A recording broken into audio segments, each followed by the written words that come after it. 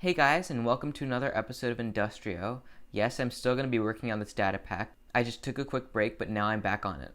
There's a lot to talk about, so let's get started. So first of all, most of the features in the survival enhancements pack of the data pack will most likely be removed. And the reason why is because I don't want to be reinventing what other people have already made.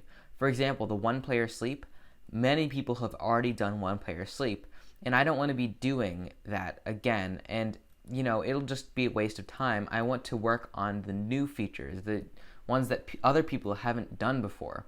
So things like one-player sleep and blood particles and stuff like that, that's most likely all going to be removed. And if you want to play with them, then all you have to do is install better ones that other people have made.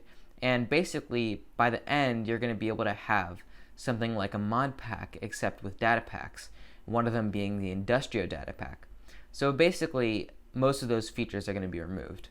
Now on to the slightly bigger features. The first one is the transporter block. Now this is not the actual texture for the transporter block, and I'll get to that a little bit later, but basically what this does is when you step onto it, then you start seeing this line, and it only points at your cursor. So what's cool about this is that if you point it to another transporter block, there's one over there, then you're going to teleport over there, and you see there's some smoke that appears at the top of it. And what's cool about this is that you can go in between walls. So when it's like this, then you can still go in between walls. And notice how whenever you teleport, there's a bunch of smoke that appears. So from your point of view, it doesn't look like much, but from other people's point of view, when you teleport, then you disappear in smoke. So I think that's pretty cool.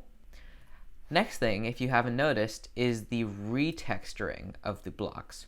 So first of all, we have the custom crafting table. Now this is not the final texture, but it's made to resemble what the crafting recipe is for it. So as you can see, there's the iron ingots at the top, which now is the top of the crafting table. And then there's oak logs with oak planks in the middle, and you can sort of see that at the side. Next is the elevator block, and this is the texture that is made for the elevator block. So basically, this is meant to resemble the crafting recipe for it, which I'll get to a little bit later, but this is what the elevator block now looks like. Next is the armor modifier, which now looks definitely a lot more metalish, and that is because of the custom crafting recipe for it, which I will get to later. I do need to finish the retexturing of the armor station though, so this is still an old version, but I'll probably recreate it. Next is what I've been talking about a long time, is all of the new crafting recipes. So basically all of these blocks here and all of the modifiers and also the sickle and the spade are now craftable.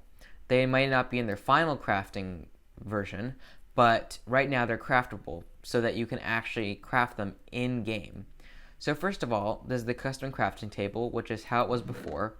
It's the iron ingots at the top, which you can see by the iron at the top. And then there's the oak logs at the side and the oak planks in the middle.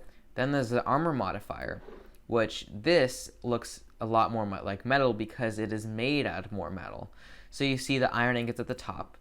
So that's what the top looks like, and that's why it looks sort of similar to the custom crafting tables, because they're made using both iron ingots.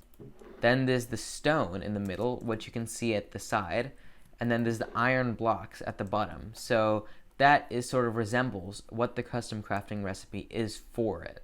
Then there's the armor station, which is the same as before, with the iron ingots at the top and stone on the side, and then planks in the middle. Next is the sieve. Now, from one of my previous videos, I explained that since there's no actual clear block, and I still need a hitbox for this, I had to use glass. And since it's clearly visible to any player, I just included it in the crafting recipe, but I can always remove it if I find a way that doesn't use glass. So what the recipe is for that is oak logs on the side, string or fiber, and I might change it to mesh later, but string for now, then glass in the middle, and then oak slab at the bottom. So that sort of resembles the sieve. Next is the elevator, and this looks a lot like this. So basically you have the stone at the top, which you can see, then you have iron ingots at the side, and then you have a piston in the middle. I guess that's because you can go up, but I might change a little bit later. And then you have iron blocks at the bottom. Now, if you haven't noticed, there are these orange tints at the side, and that's because orange is the accent color of Industrio. So most of the Industrio blocks will have some sort of orange tint. So you see the custom crafting table is orange, the modifier has orange, the armor station will eventually probably have orange, and so on and so forth. So next is the transporter. And this is basically just a ton of iron surrounding an ender pearl. It's 3 iron ingots at the top, and then 5 iron blocks surrounding an ender pearl. That's because you teleport, right? So this is not the final texture, remember. So I will retexture this to model after the custom crafting recipe. So that's it for the blocks. Now we have all of the armor modifiers. So first, to enable tech, you need the modifier slot, and that is crafted by 4 iron ingots and redstone dust in the middle. And I do need to retexture the modifier slot, but that is how you get the modifier slot.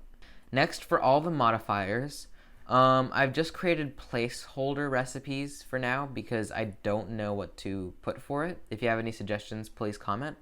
But basically, they're all very similar.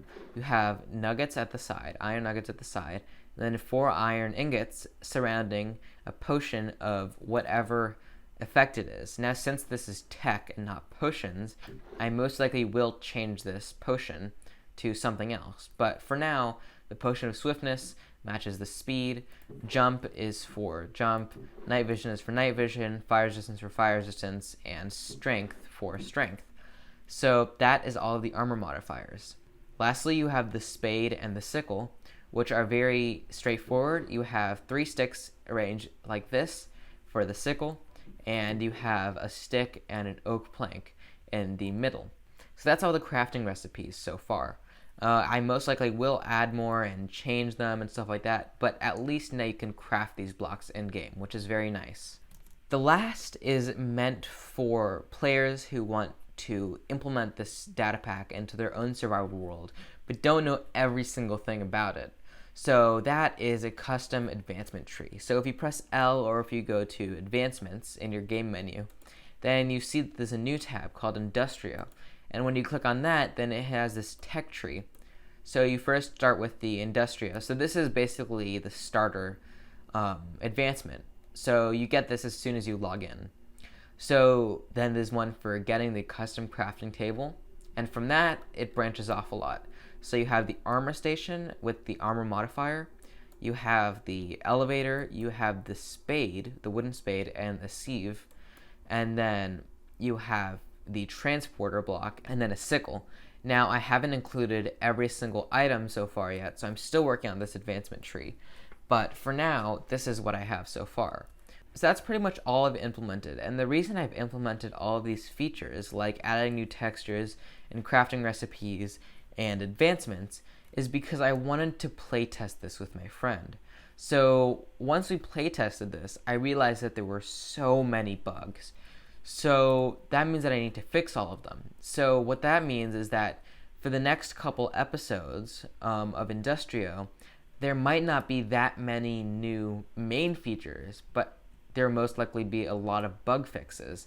So I do need to work on these bug fixes so that people like you guys can play on it. So the more I fix these bugs, the faster I fix these bugs, then the faster you guys can start playing this data pack. So yeah, but that's it for today. I hope you guys enjoyed, and I'll see you guys later. Bye.